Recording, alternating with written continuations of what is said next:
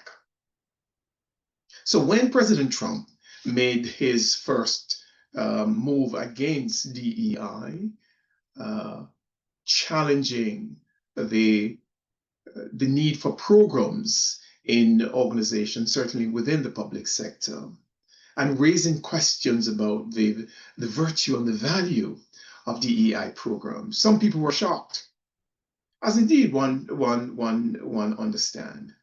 But the question is, was it really necessary that we were all that shocked? Indeed, what I hope to show is that if we were tracing the pushback to DEI, then this might not have surprised us any at all. Notwithstanding the move to question the veracity and the wisdom and the need for DEI initiatives had significant consequences. Several organizations, large multinational corporations, acting on foot of this questioning by the president, moved to either end posts that were staffed by individuals in this area of diversity, equity, and inclusion, or to end programs, saying that they would not be reckoning with these as a kind of a public-facing undertaking. Corporations like McDonald's, Walmart, Amazon, Meta, Boeing, Google, Ford Motors, Goldman Sachs. So these are not insignificant organizations within the architecture of businesses in the UK, or businesses in the United States rather. So it had important consequence. What I hope to be able to show, however, is that it was in the series of a set of moves like that. So what will I be aiming to do in this session?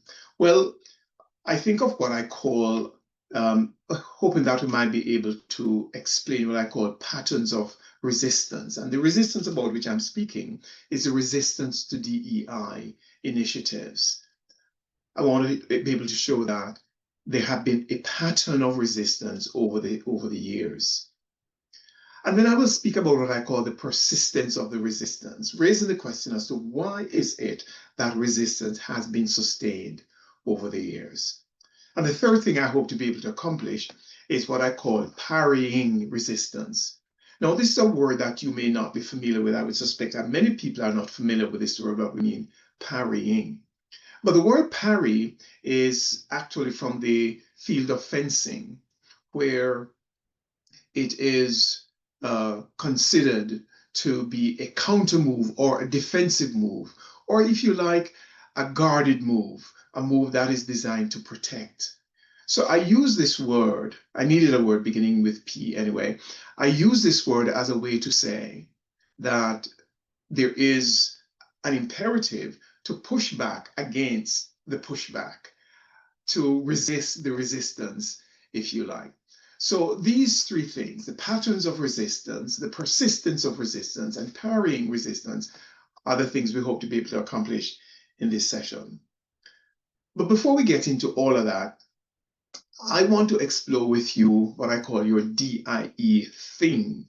And what I mean by this is, what are those concerns and those questions that you bring to this undertaking, to this workshop? What are the questions that you're raising? Why are you here today? What is it that you want to explore? What is it you want to raise questions about? So I'm going to ask you maybe just to take the moment, take a thought, and then to share what is your DIE thing, and we'll have a conversation about that.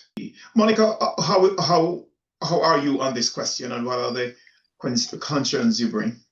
Yeah, so currently I'm working in an international company which is operating mostly headquarters in Europe, but we also have like some locations in the US. And like generally, I'm curious how this situation would, let's say, influence in the future also our situation. And we already observed some kind of trend, as you mentioned, of withdrawing with DI topics. So from speaking for my company, we haven't, let's say, changed mostly the policies now, but the situation is that we are observing, and probably it's also like we're observing the situation, and this is also interesting for me to see what would be the future reaction of companies and other organizations to this situation. So and of course, Yeah. also situation in the US interests me, and this is that's why I chose this session to join and to speak about this with you. Yes.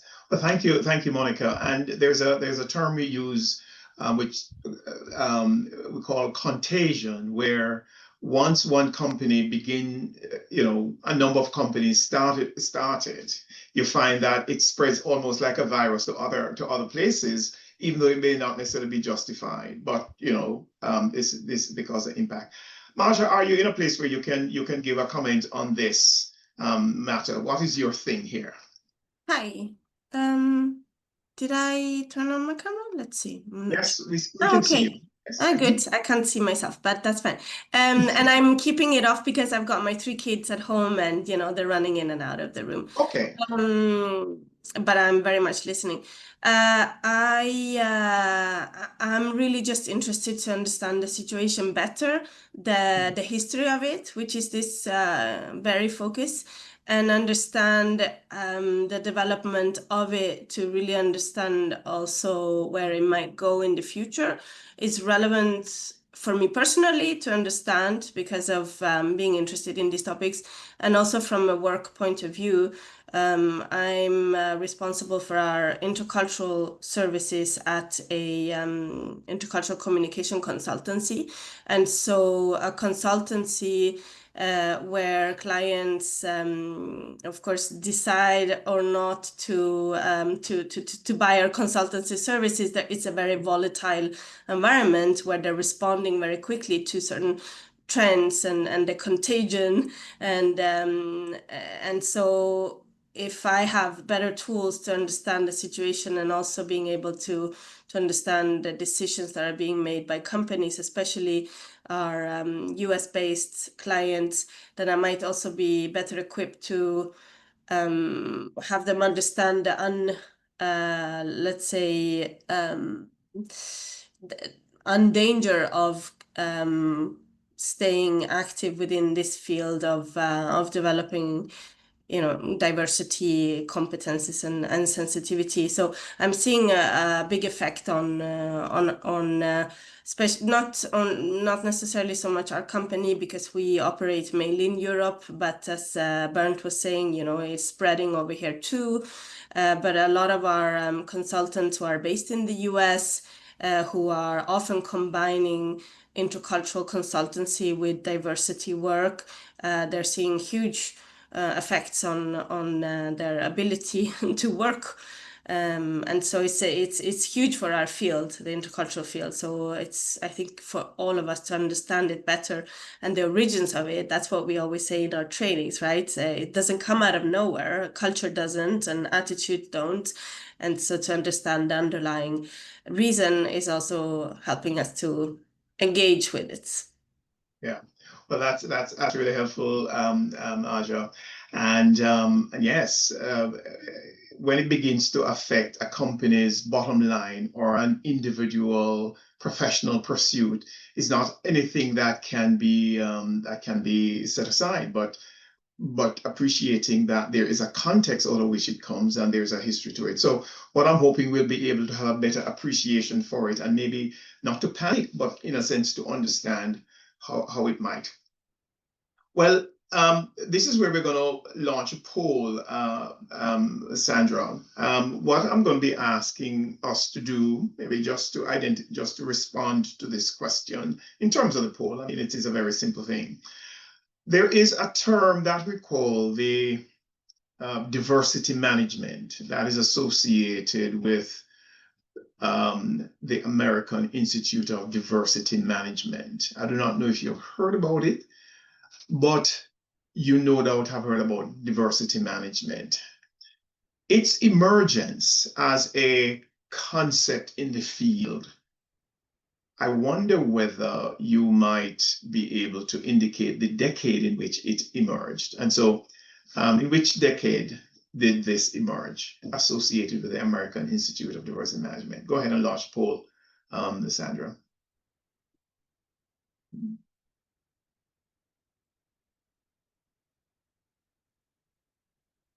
Very good. Well, just choose which decade, and then Sandra, you can tell us of the results in a minute. Right. The poll is online. The poll is out, and also in the chat. I put the poll just in case you didn't see the poll in the Zoom. Okay. So just go to the poll then, and then choose your answer, so to speak.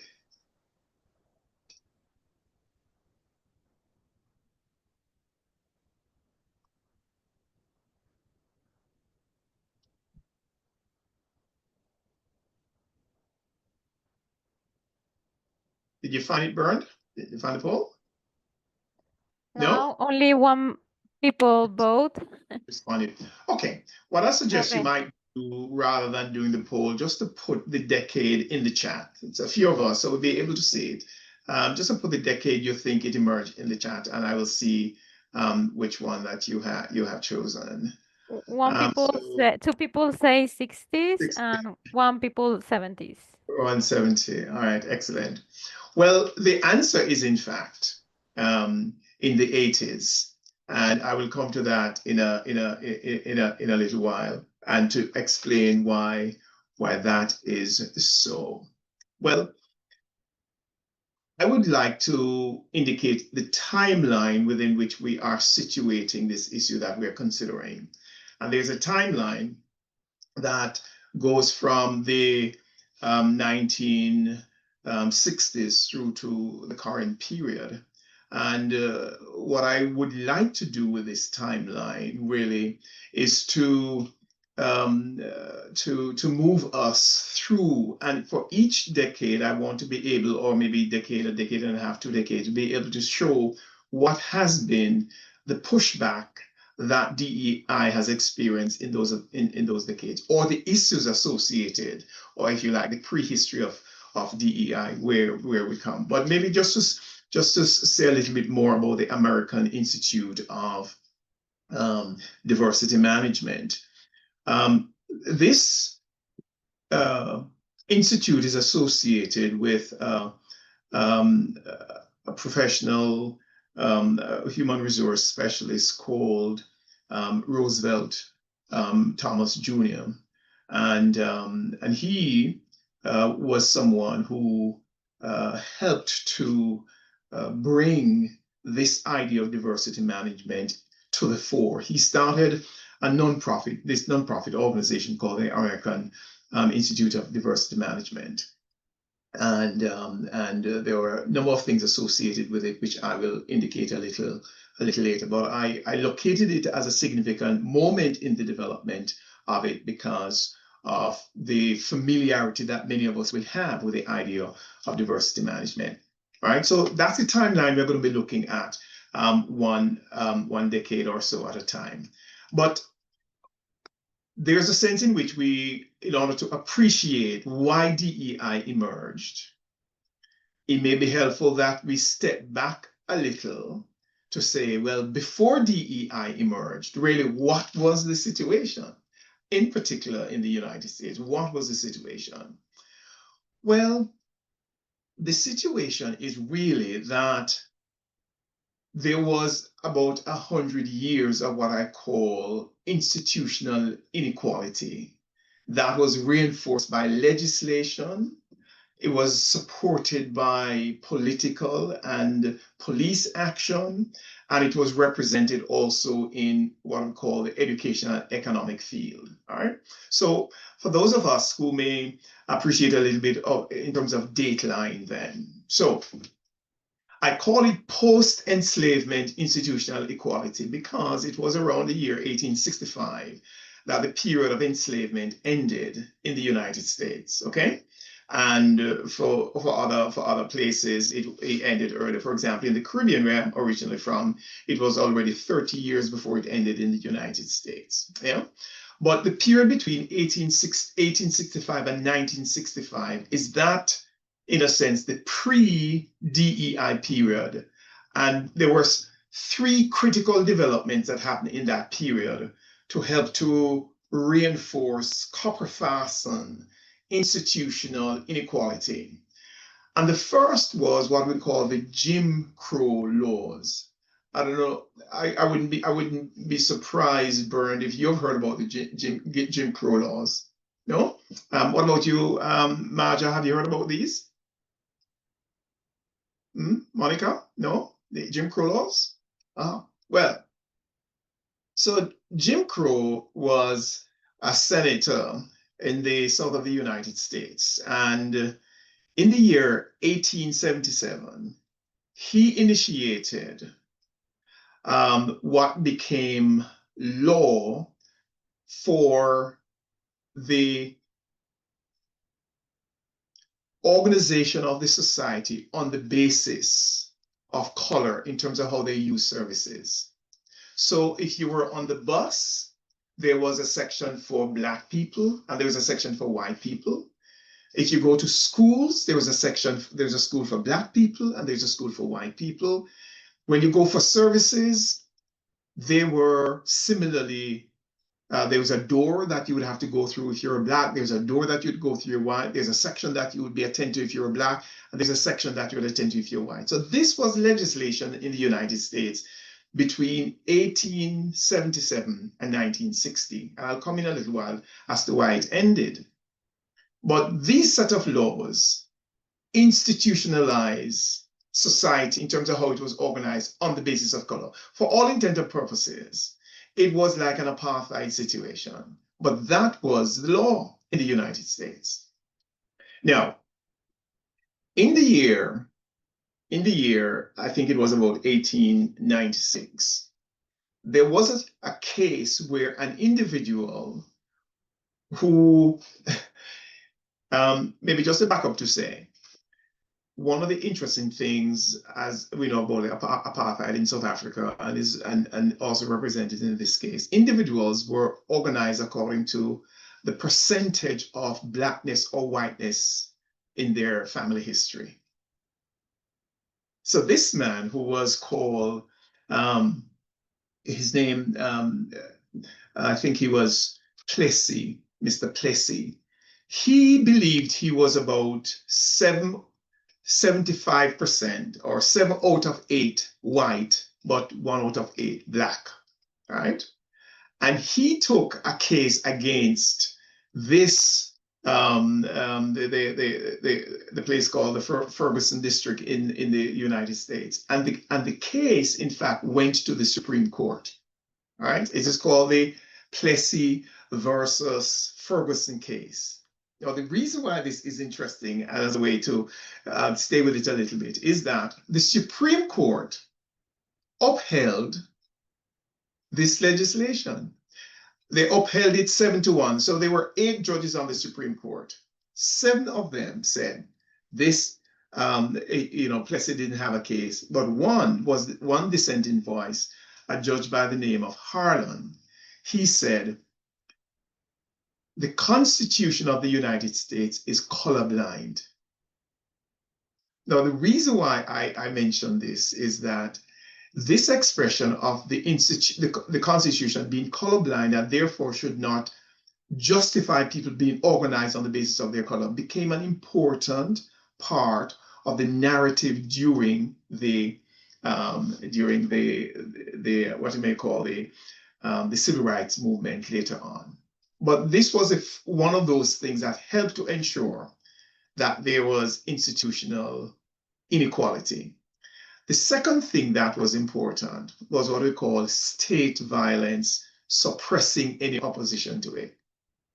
Do you remember 2020? What was one of those outstanding events in terms of police violence that happened in 2020? Do you remember, Bernd?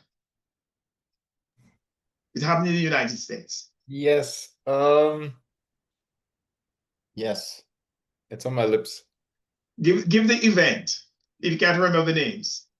A town in the south. No. Okay. Do you remember a man was killed who said, I can't breathe? Yeah, sure. George Floyd. His name was George Floyd. Yes. And in the year 2020, that's when he was actually killed. Now, I had 1920 in my head, so I was looking. Oh, sorry. So it's 2020.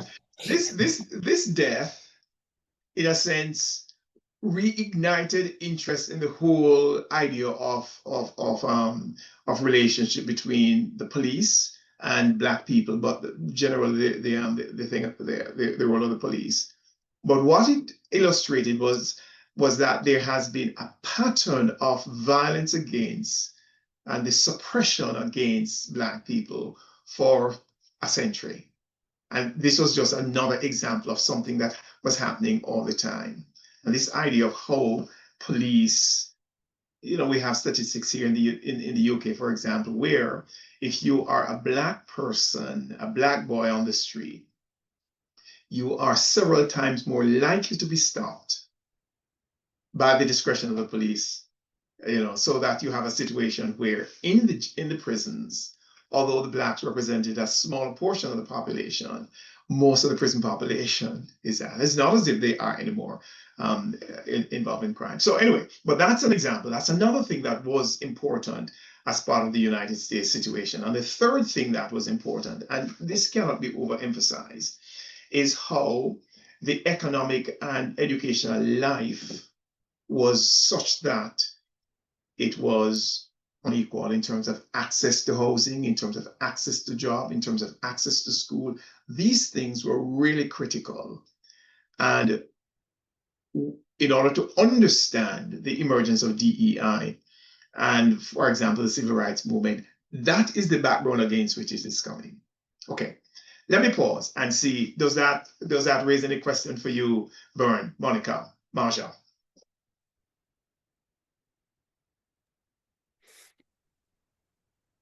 Yes, the question that pops up in my head is about the systemic character of the violence, state violence, and to what extent it is also. I mean, we heard about the US, not experienced it personally, but I'm asking myself the question about any other country as well that I know and I've lived in and I even France. And I'm a foreigner in France, but I've never been stopped. Yeah. But I know many people with French nationality are stopped all the time because they look different. Absolutely. Absolutely. So that same pattern, in fact, is one of the we may say one of the thing that has come out of the colonial period, where the historic colonial subjects are not treated in this equal way once they get into the metropolitan area. So whether it is France, or it is the UK, or it is Spain, or it is Portugal or Italy, it is more or less part of the same pattern where we have a kind of an unequal treatment. The point I'm making, however, is that before DEI emerged, that was the structure of the society. And I use this whites-only sync to illustrate it because of the, what I may call, the privilege that automatically would fall to someone who is white. They didn't have to do anything special. Just by having color, they would have certain privilege. So does that, I hope that makes sense. All right. Now that I've given what happened before DEI, let's talk about the DEI decades now, and maybe to look at it maybe. Now, the first decade of this, what I may call the DEI initiative, that is in the 60s, and it ran over into the 1970s. And it had to do with a very important move that was made by the United States president called Lyndon B. Johnson. Have you ever heard about him, Monica? Not much, actually. Yes, well, he is significant in terms of the pre-civil rights movement and the civil rights movement, because what he did, I don't know if you remember, colleagues, when Mr. Trump came into office, there's an instrument that he used that is available to him to make sure that certain things would happen almost immediately. Do you know the term that they use for it? Executive orders? Executive orders. Executive orders are very, very powerful. And Lyndon B. Johnson used this instrument called executive order and insisted that there couldn't be discrimination on a certain basis. All right. So what, for example, it meant that if a company had a certain number of employees and there had to be a process by which they were to ensure that a certain percentage of the population, a certain percentage of the workforce would have to be people from minority ethnic, and in this case from Black background. They called it affirmative action. I don't know if you've heard about it, but that is what led to this thing that they call affirmative action. So what it meant is that it was expected, therefore, that there should be structural changes to companies. If they were above a certain number, they had to have a process where a certain percentage would have to be Blacks. And it had other implications as well, affirmative action. What do you suppose was the pushback against this? Well, what individuals began to say that this was reverse discrimination. That is how people push back against it. To say you are discriminating against the white people by saying you have to allow a certain number of places in the company to Blacks. All right. So it was called reverse discrimination. It experienced a lot of many companies did not obey it. Companies were taken to court because they didn't obey it, because they disobeyed the executive order. And that is one of the ways in which the dial began to shift a little. Go ahead, Bert. Yes, it also raises questions of fairness. I remember a row I had in one of my classes between two students. One was from India and one was from Nigeria. Mm-hmm. And it was the Indian student who spoke up. We talked about quota, and he said, I'm so much against it because I'm not from a lower caste in India, and I had it so much harder to get into top schools, and so on. And then a guy from Nigeria said, "Well, I wouldn't even be here if it weren't for quota, because I'm dyslexic, I'm LGBT, I'm everything." And so Absolutely. so they became good friends afterwards. But it was great to have that conversation. No, absolutely. And in a way, it did make for conversation among individuals, because some people had to make the case that, okay, there was a certain amount of quota system that allowed for Black people to get into a certain position, but it didn't mean that they were not able. So, but the other point individuals would say of them, you're only here because, and so it questioned their own ability. But affirmative action received a lot of pushback. When the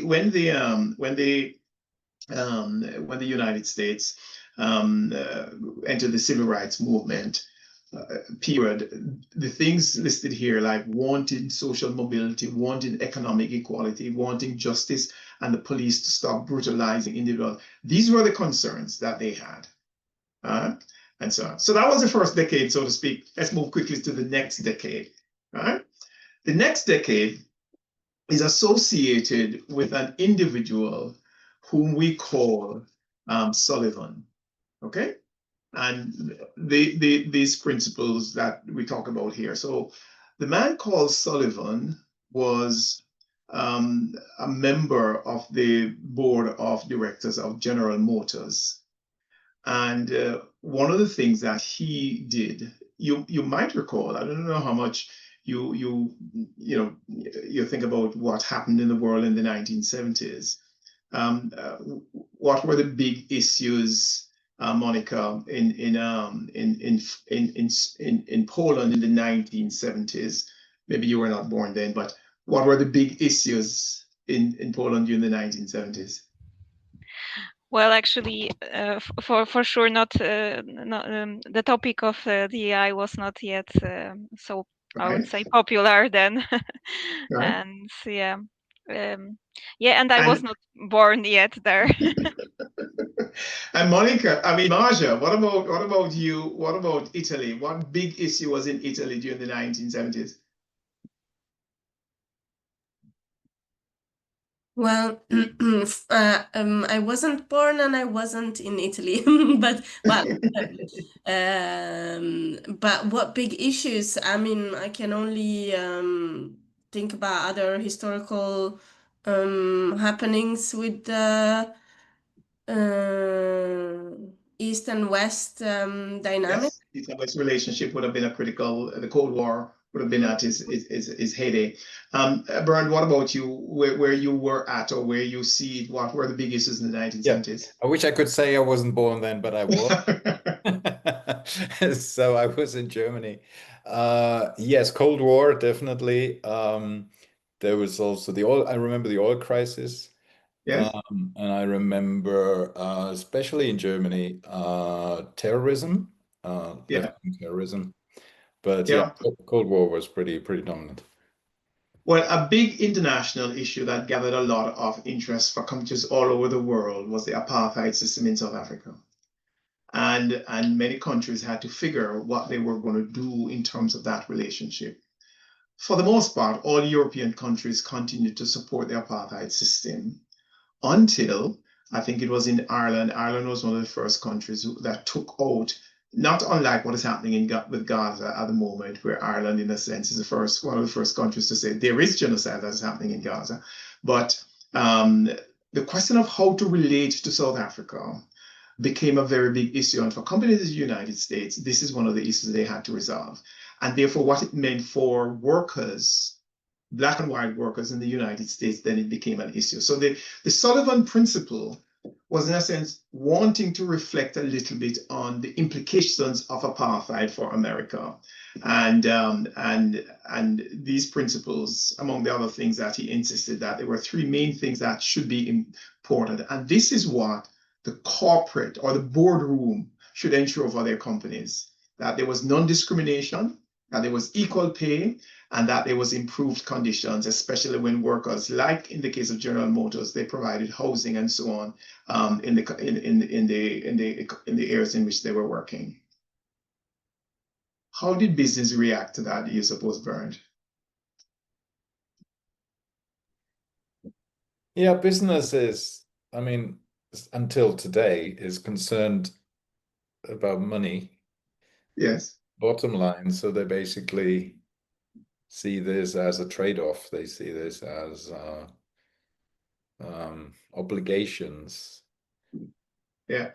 And what was the critical question on the way in which businesses push back against it is saying that when you're talking about those things, you're mixing ethics and economics. And at the time they're saying they shouldn't be mixed, you know. So that was the pushback that was given against the idea of non-discrimination and fair pay and so on, that you mustn't mix ethics with economics. So that was the 70s, and the pushback was from business in that way. We come to the 80s, and this is where we have the American Institute of Diversity Management, and I told you about this gentleman Roosevelt Jr. and he was very, very strategic in terms of he wrote a paper which I think it's still of value, where he talked about the importance of moving from affirmative action to affirming diversity, right? So he wanted to change the paradigm altogether.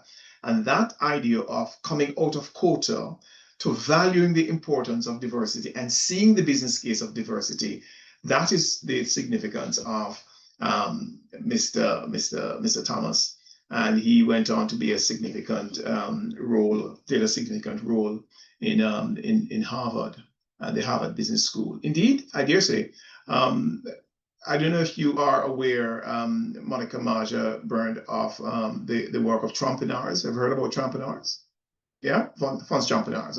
So Fons Trumpreneurs, one of the part of his own cultural diversity approach is the whole idea of resolving dilemmas between individuals in the organization. Well, that idea of resolving, how do you resolve tension, really came originally from Thomas, even though Trumpreneurs has not really credited Thomas for that. But Thomas was already articulating this idea of you need to be able to resolve tension. But that's not the only individual who has been impacted by this. Bennett, in his, you know how Bennett speaks about the spectrum of a cultural sense or cultural awareness or cultural competence. So you go from denial to adaptation. Well, this is exactly out of Thomas's recommended approach. He said that there were a number of possible approaches to dealing with diversity. All right, and he talks about you can deny it, you can assimilate, you can suppress, you can isolate, you can tolerate it, you can build relationships, you can foster adaptation, or you can mandate change. So he had these 8 things which, in terms of which you may respond to diversity. And Milton Bennett, in his research, has picked up on those in sense, but he's a little bit more aware of Johnson in this regard. He's been an American. But the point I wanted to make with this was that this was what Thomas was saying that businesses should do. And so the whole idea of the business case of diversity became an important thing. So how did corporate America respond to this, do you suppose, Monica?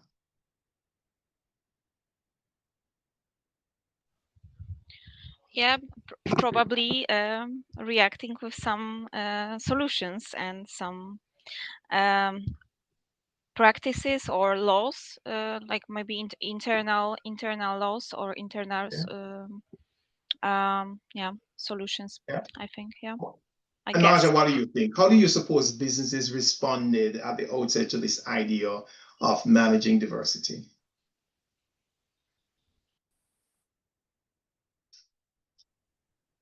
I'm not sure. I'm not sure because the you know what was 5-10 years ago with a strong focus on corporate social responsibility and the Yeah.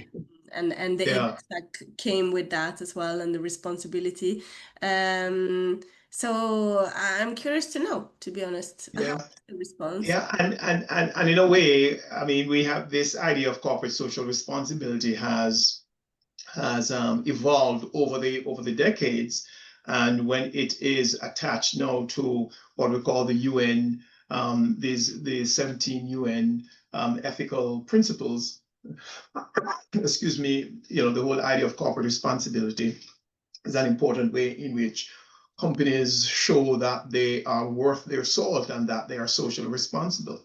But when that emerged in the 1980s, you can call their response being skeptic, because it was not convincing that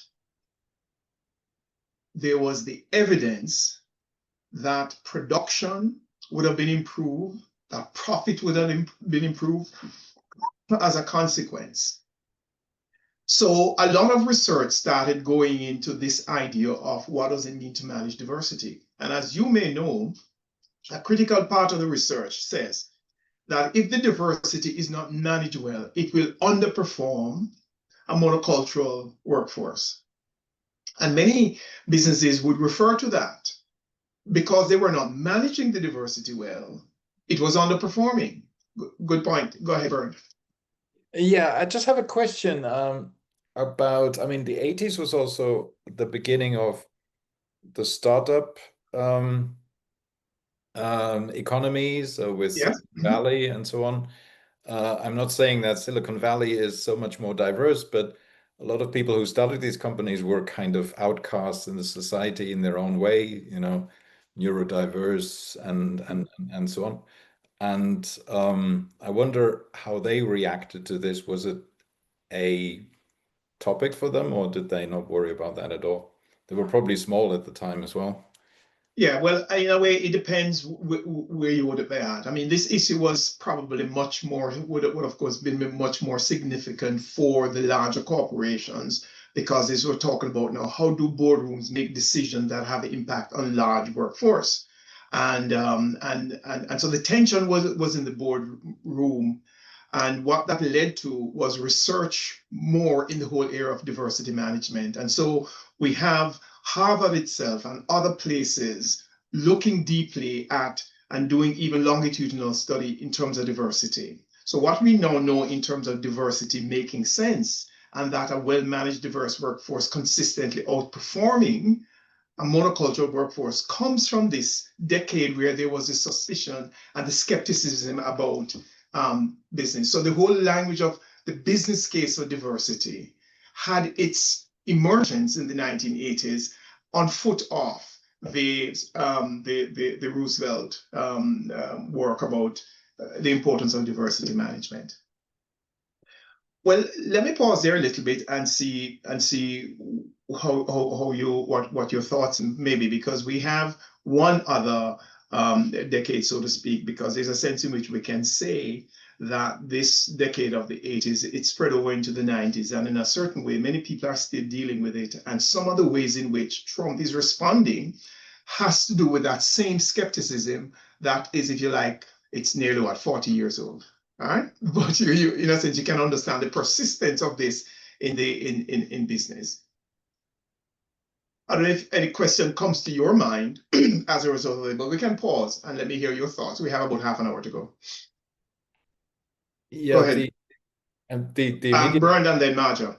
Yeah, the immediate thought I had was, I thought this had all this. I mean, I was vaguely aware of all this, but I thought it had happened later. So basically, you showed us that it started in the 60s, and I thought it had started in the 80s, and then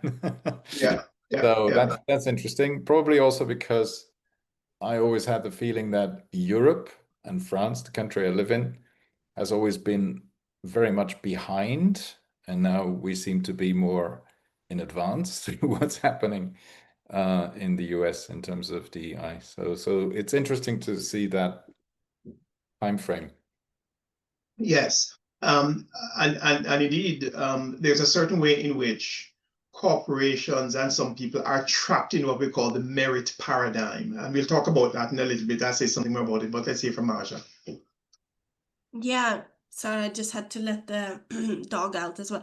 No, just some thoughts that come to mind, which is, this kind of response is very recognized in what we're seeing today. So I'm wondering whether from a historical point of view that one has been able to identify the sort of action-reaction in a circular way with diversity management sort of, and affirmations and actions being put into place, and then a reaction to that, and then back to with step by step going into hopefully a more equitable society, but seeing a sort of action reaction. Is that something that you see in your work when it comes to this?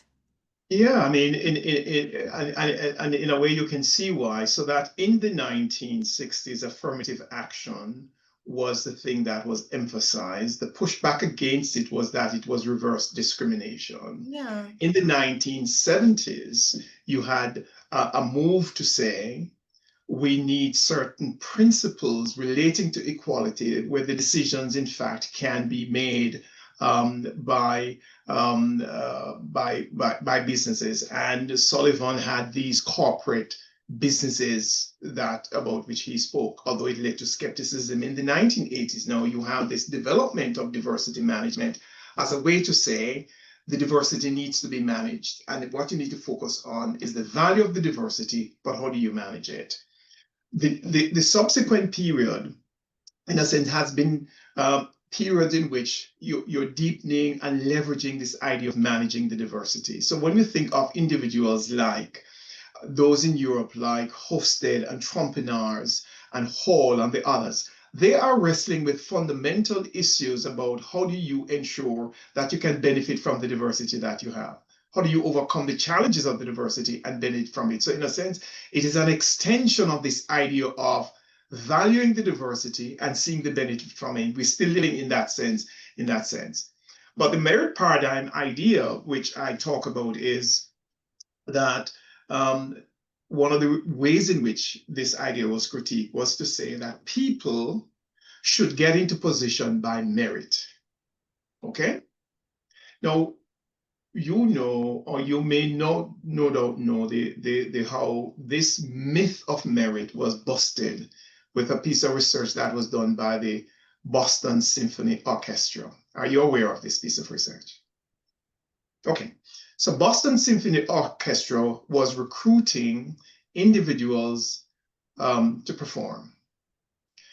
And it was discovered that consistently they were finding it difficult to recruit women for the post in the orchestra. And they instituted what was called blind audition, so that you could not actually see the individual who is playing. And at first, it did not make any difference, because it was still possible to tell when a man was going to perform from a woman because of how they heard the shoes on the thing. Right? Because women's shoes sound different from men's shoes in general, because very often women walk with heels. They then removed shoes and kept blind audition. And that is when the difference came through, that the women performance appeared to have become better, because those who were doing the audition were not able to leverage their bias without being aware of it in terms of how they were making the selection. And it is that reality of bias which, in a sense, would undo this matter of merit. Another piece of research that was done was with CVs, right? Identical CVs sent out. The only thing that's different, the names of the individuals who were on it, you would find that all the men that had the same CV as women would be given interviews, not the women. And even further, if you had a minority ethnic name, or a Chinese or a Japanese or an African name, you would be even least likely to be called for an interview. The same CV, Same details. So this was actually done as a piece of research to show the influence of bias on decision making that people were deciding on individuals. So the whole idea of merit paradigm has to be reckoned with in terms of the reality of unconscious bias in how decisions are made and in the recruitment process. And unless you have a diverse panel that is well aware of their biases and that there are ways in which to mitigate the biases, the idea of merit, it doesn't stand. Because as we know, in corporations and business, there's a thing that they call affinity bias. Yeah, where you advocate and you feel much more at ease with individuals who are with whom you believe you share something. So companies use this language of cultural fit when they are recruiting as a way to say this individual has a cultural fit, which basically means he is more like us or she is more like us. That is what is an example of the affinity bias. And this is what has come as a counter move and a kind of a counter way in which to understand that this idea of merit, it doesn't really work if there is not a true management of an awareness of bias. Okay, so that brings us to what I call the period now in which we are living, which is, I call this the period of woke resistance. Are you aware of this word woke? You are, Bern. What about you, Marja? Have you heard the expression woke? Yes. You have heard it. Monica, you? Yes, as well. Yeah. Okay. So you may appreciate that this idea of woke, at first, it was a positive word in terms of this field, that it had to do with the individual who was aware, or so to speak, the person was awake and alert and is sensitive to the issue. But now it has a kind of a pejorative connotation to mean someone who is giving basically the pushback against principles of equality, someone who wants to say individuals should be free to say whatever they want to say. They shouldn't have any systems or control to, so we are living in the realm of woke resistance, which in a sense is building on.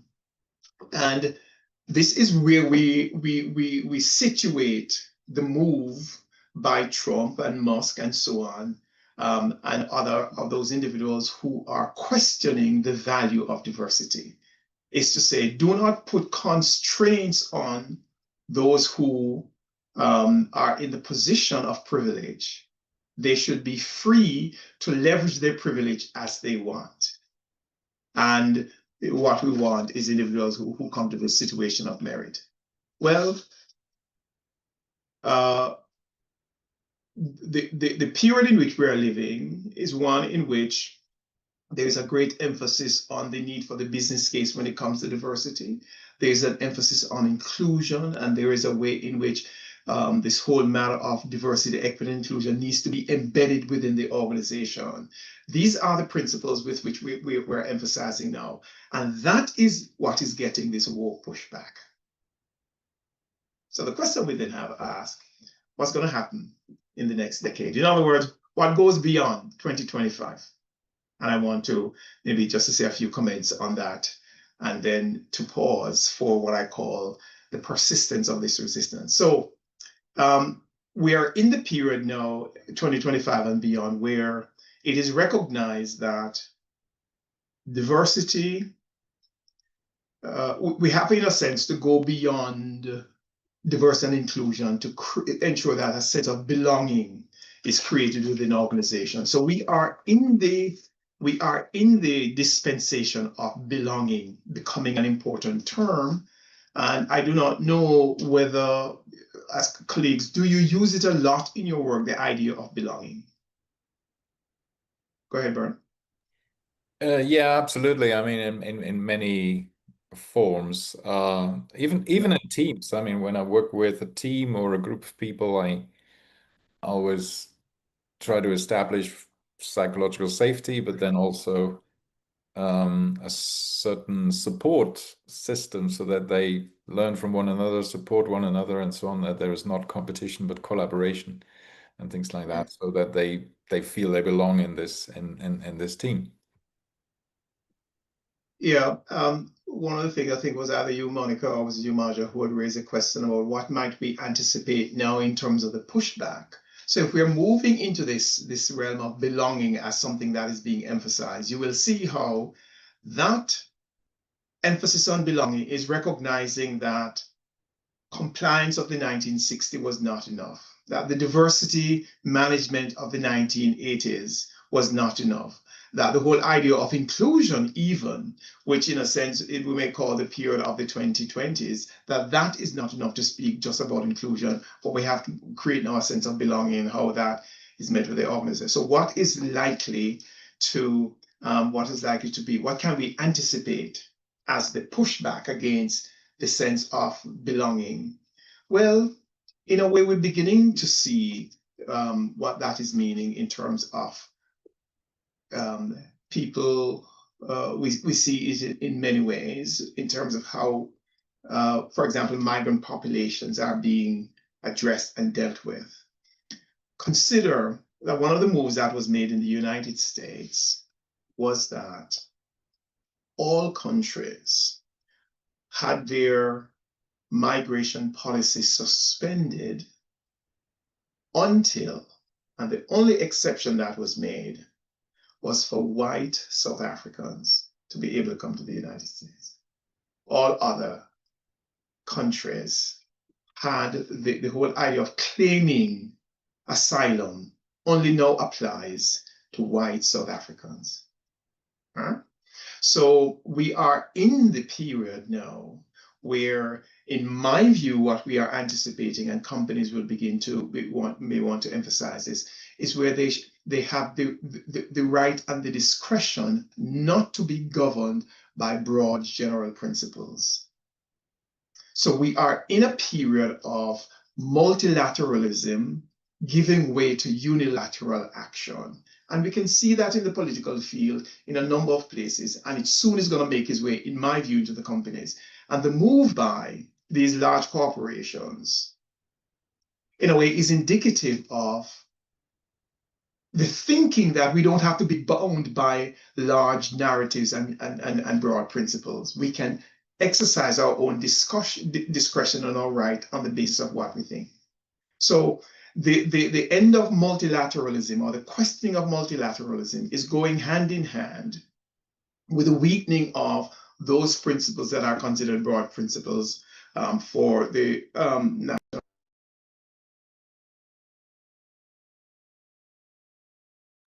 Excuse me.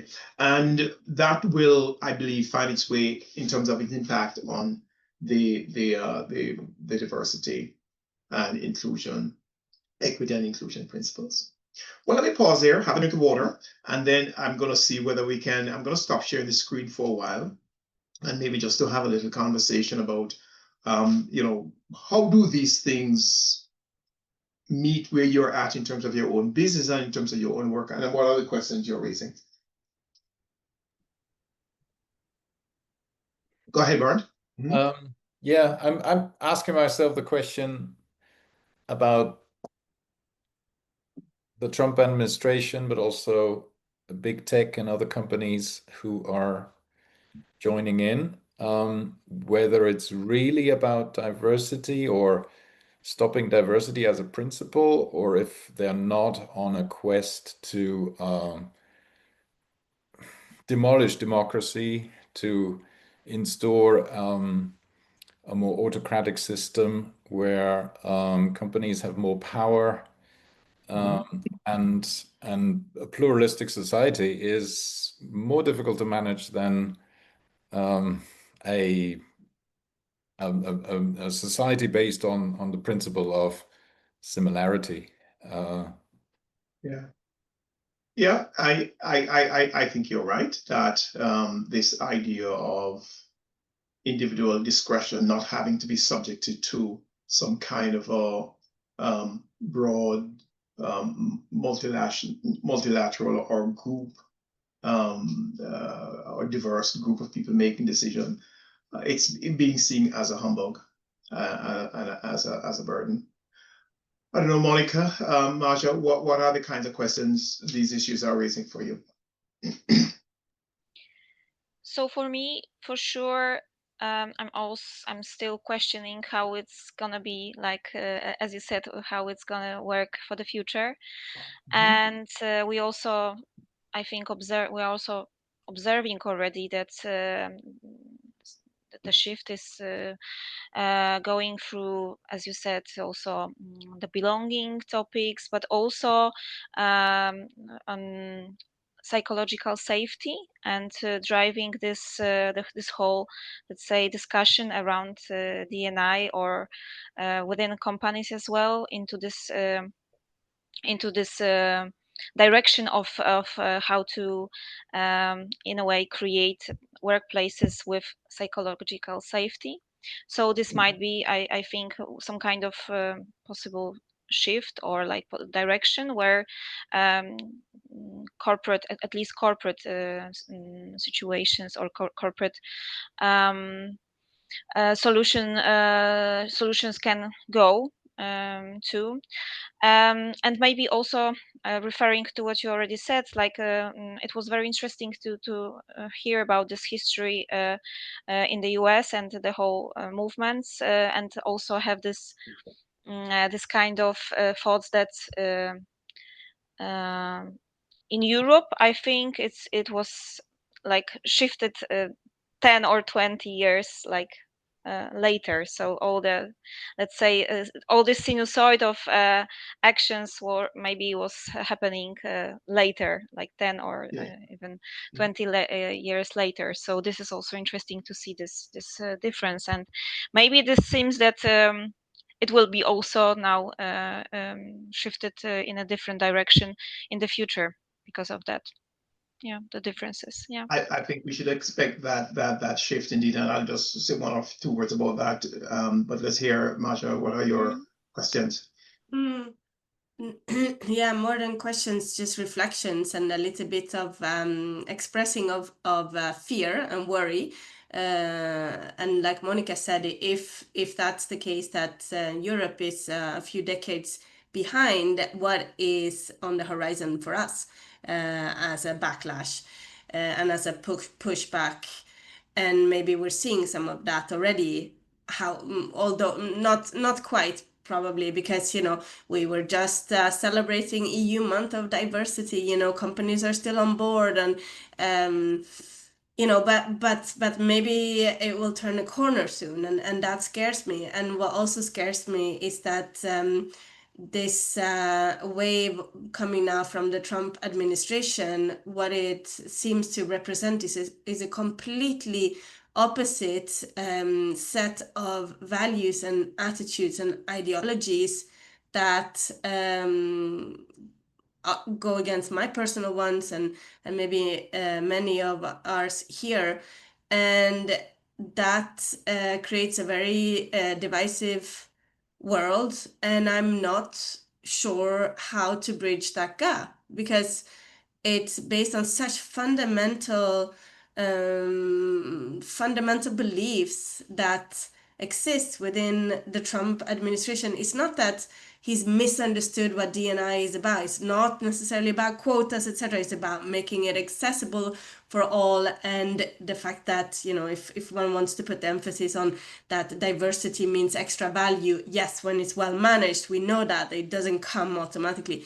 But I don't even think that that's going, those are all arguments that fall flat with him and people like him, because I think he fundamentally believes in a society that needs to be structured as, survival of the fittest, and we're going away from the human need for collaboration. It seems that for certain in certain approaches, that's completely eliminated, and it's all about who ends up on top. Very very evolutionistically survival of the fittest. And that scares me. That really scares me, because I'm not sure how we meet in the middle there, right? Yeah. Go ahead, Bernd. I will welcome Edgar. We're happy to have you joining us in the last 15 minutes of our time together. Go ahead, Bernd. Yes, just to react to Maja's, words. And also to your presentation of the historical timeline, I wonder how much of what is happening in the Trump administration is actually new, and whether this novelty is not just the bluntness and the the way outspoken it's character communicated, the way it is presented, so we don't have to hide behind slogans anymore. We can just do it, and that's new. But it's not the fact of the pushback and so on. That's always been there, but it's now mainstream. Yeah, that is in a sense the point, and it brings me to talk about why why there has been this persistence with the pushback. And I think there are three things which is important. I'm just going to mention them quickly, and then come to how do we push back on the pushback. There is evidently what I call change fatigue in many organizations, that the requirement for intentional and persistent action over a period of time. Many people have become accustomed to solutions being much quicker, and so have run out of steam, so to speak. And because of that, lacking in creativity, lacking in energy. And this is a factor which, in a sense, comes with each generation. Those people who can make a difference, they get tired basically and drop out. And so, in a sense, you have to be reinventing the wheel of energy all the time. But there's also what I call the systemic protection of individuals who are in positions of privilege. That there's an insistence on protecting those who are privileged. People do not, without sometimes revolutions, we may say.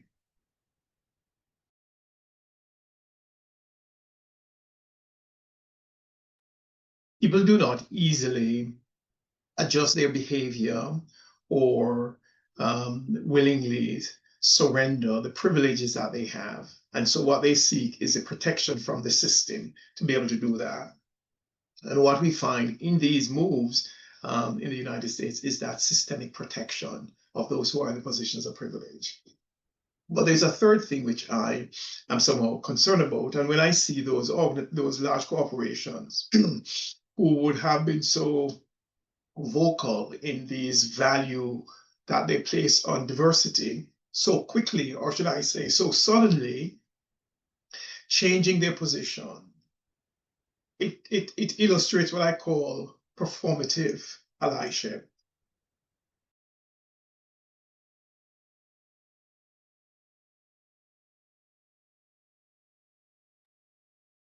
So what I mean by performative allyship is that many of these corporations it leads you to question the genuineness of their engagement with the issue, whether it was not only on the basis of how it can benefit them in terms of their bottom line, rather than any kind of a fundamental value or cultural change. As a result of that, I'm suggesting that the challenge we have, there are four ones I want to mention in terms of critical challenge and the ways in which we're going to be able to push back on this pushback. And the first thing I talk about, what I call coalition building, that is to recognize that single organizations and single individuals or even single countries will not effectively counter the moves. That we really have to see how coalition can be built.